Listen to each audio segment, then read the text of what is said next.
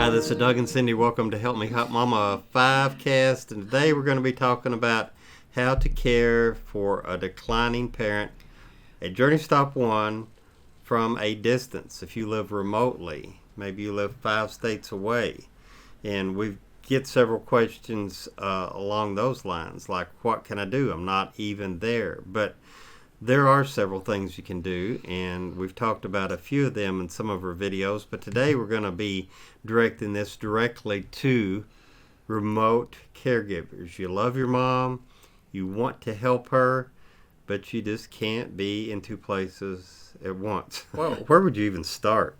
Okay, see, I think you've got 2 choices. You can either take a vacation and come in for a week and spend some time with your mom, or you can hire like a geriatric care planner, someone that is familiar with aging parents and what they need. And there are different ones, different associations around the country that do this. They do this professionally. So 2 choices. You either come in and you learn this material and you do this, or you hire someone else to do it. Now, nobody knows your mama like you know your mama. And my mama, oh, she could pull the wool over anybody's eyes, couldn't she? Yep. She could. She's good. She's good. So, I knew her like nobody else knew her. So, it might be best if you could take your vacation and come in and do this. Now, we've got the steps that you need to do once you get here.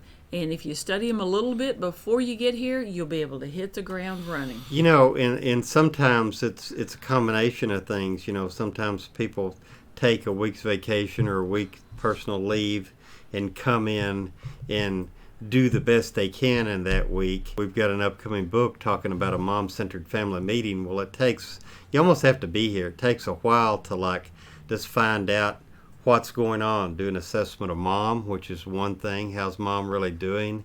Like Cindy said, you really need to be there where eyeball to eyeball. You can look at her and see how she's doing. Assess the home, see if there's things that need to be moved out of the home. Find a good family caregiver, and that's easier said than done, isn't it? Oh, much easier said than done. When I said family, professional paid family caregiver, so someone from an outside company that would come in, and you may pay them $20 an hour or so in our area to come in and be there with mom while you're not there. And you may have to find 2 or 3, so there'll be backups in case something happens or they can't show up. But there will be a lot to do that week if you do come in. Yes, it is possible to do remotely. Some people actually do it remotely. It would help a lot if you had anyone there locally, a sibling, an uncle, an aunt, a second cousin, or someone. Somebody that knows your loved one really well. Yeah, and sometimes, you do what you got to do. Sometimes people, they set their computer up and they do a Skype call or a Zoom call or something where you can see mom. It's not the same as being there, but where you can see her and she can see you, and you can talk to each other. And, it helps a lot to make a determination as to what's going on. I think so, because even on a Skype call, you can read her facial expressions and, right. and what she's really thinking, so that she doesn't pull the wool over the. Well, and it's a step above eyes. just a phone call. Absolutely. If you could see them, it helps a lot. So if you physically can't be there, or if it's something come up, you need to, act quickly. Just to be able to, prevent a crisis. Yeah, or on the phones you can do a FaceTime call or something. So that helps a lot. So an assessment we talked about. Just what is she struggling with now that she used to be able to do easily a few months ago? Family assessment, medical assessment. Get her to her doctor to see what they think. Assessment of the home, like is there some stuff, and is the home just got several what would be considered fall hazards where she could trip on it and hurt herself?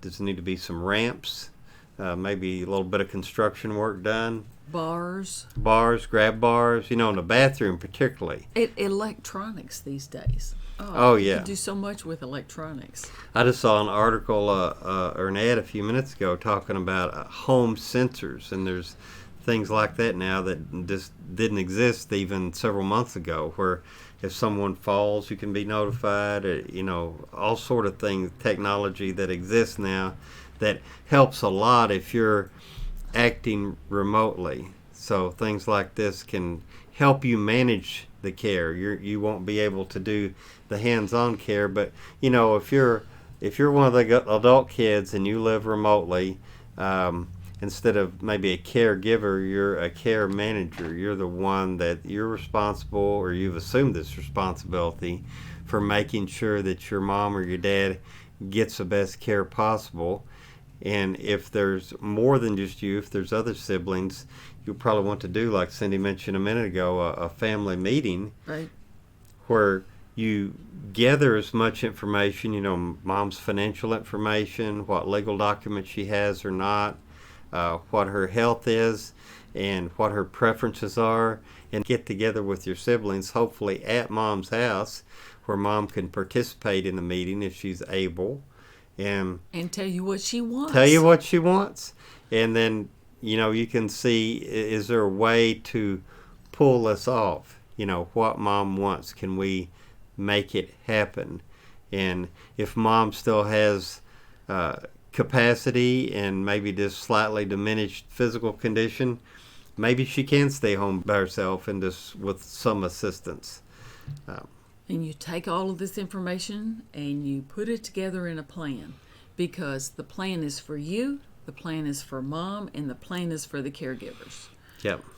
You come up with the best going forward plan that you can, and you always also comes up with a pivot plan, like what if things don't pan out exactly like you want? What if maybe mom's had 2 or 3 mini strokes, and now she has the biggie. She hasn't yet, but the doctor has told you, a person that's had a few mini strokes, the odds are higher. So you think, what if that happened? Then what would we do? Yeah. It's better to think about these things in advance.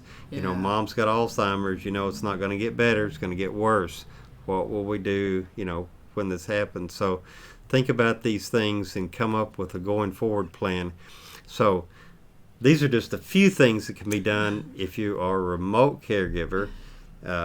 Hopefully these tips helped you today and will help you be a better care manager for your parent that's declining, where you can work with some people that are local, where you have boots on the ground, people that can come in and help actually provide the hands-on care. And if you take the time to go through this process, it will greatly reduce your stress, because if you have a plan in place and the people to help support that plan, you can sleep a lot easier at night. So that's about all the time we've got for today. Thanks for watching. Have a great week. And thank you for being a caregiver for your loved one. You're making a huge difference in their life. So if you like this video, give us a thumbs up. And if you want to see more videos like this, click on the subscribe button to subscribe to this channel, and click on that little notification bell to be notified the next time we do a video. And if you want to interact with us, check out the description below and leave us a comment and let us know what legal or caregiver topics you'd like to hear about.